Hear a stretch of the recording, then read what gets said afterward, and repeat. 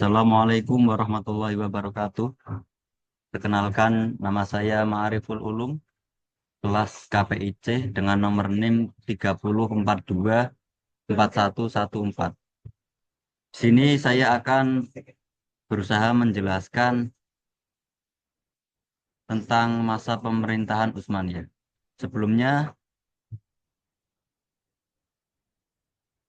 saya minta waktunya untuk Pak Nasruddin Rahmat M. PDI.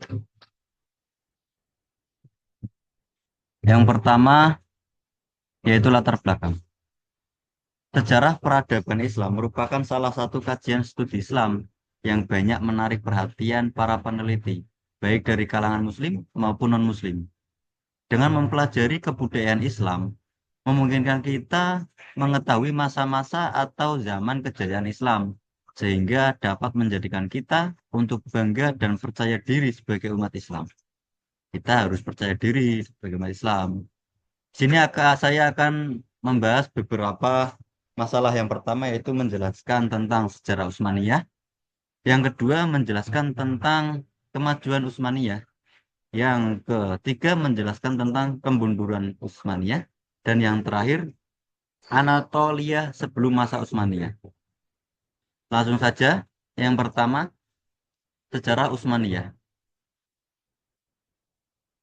Rentang sejarah antara tahun 923 hingga 1342 Hijriah menandai puncak kekuasaan Utsmaniyah sebagai pusat khilafah Islamiyah. Selama 5 abad, Utsmaniyah berperan penting dalam melindungi dan mengembangkan umat Islam menjadi negara terkuat dan terluas di dunia.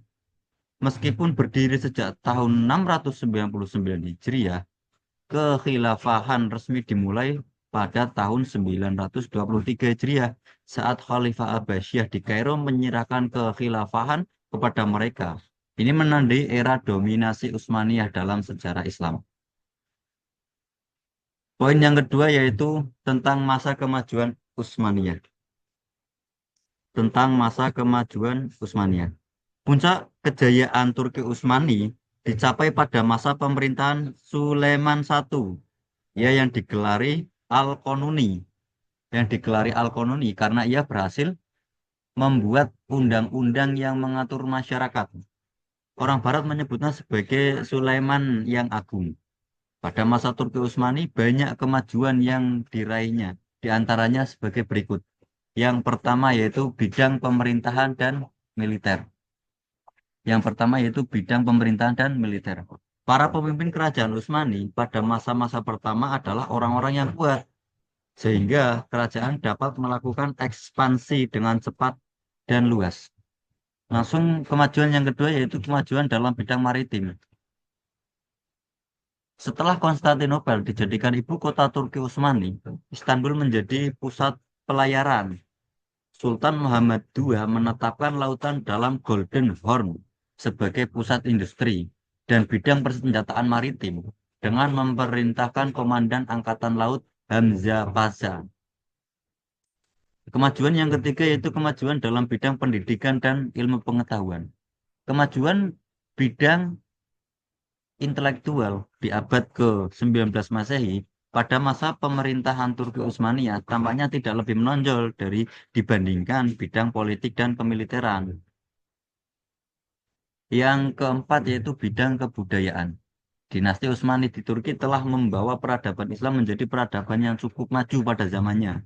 Dalam bidang kebudayaan Turki Utsmani banyak muncul tokoh-tokoh penting yang seperti yang terlihat pada abad 16, 17, dan 18 Masehi.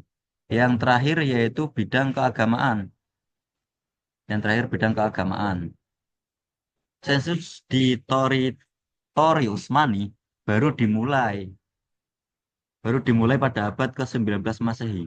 Kehidupan keagamaan merupakan bagian dari sistem sosial dan politik Turki Utsmani. Ulama mempunyai kedudukan yang tinggi dalam kehidupan negara dan masyarakat.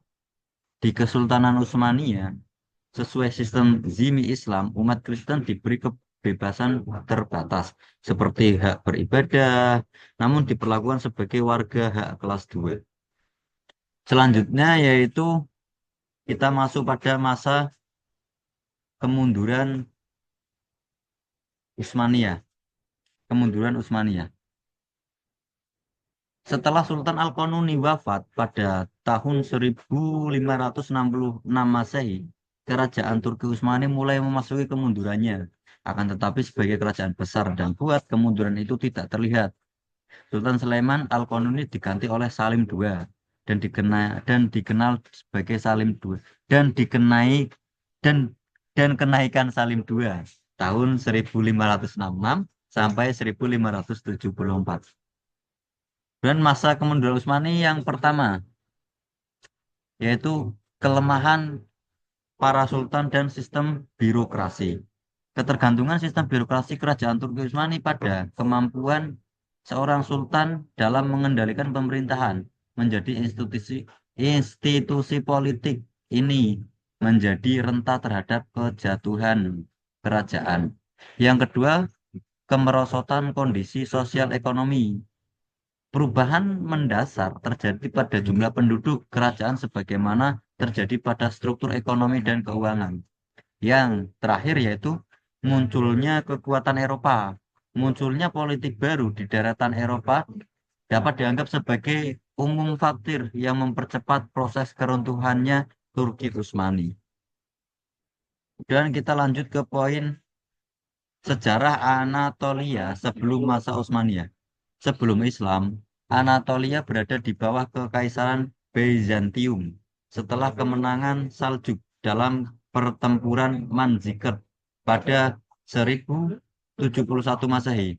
Wilayah ini mulai dikuasai oleh Muslim. Kemudian Anatolia jatuh ke tangan Mongol setelah merebutnya dari Saljuk pada tahun 1243 Masehi. Memicu konflik antara Mongol dan kaum Muslim, kekalahan Mongol di Ancalut pada 1259 Masehi menjadi pelajaran penting dengan pertempuran berlanjut hingga 1276. Kesimpulan dari pembahasan ini adalah bahwa sejarah peradaban Utsmaniyah mencerminkan perjalanan panjang yang meliputi masa kejayaan dan kemunduran dengan peran penting dalam penyebaran dan pemeliharaan ajaran Islam. Mungkin cukup sekian yang bisa saya sampaikan. Bila banyak kata atau mungkin banyak kesalahan dari isi-isi yang saya sampaikan, saya mohon dimaafkan. Billahi taufik wal hidayah. Assalamualaikum warahmatullahi wabarakatuh.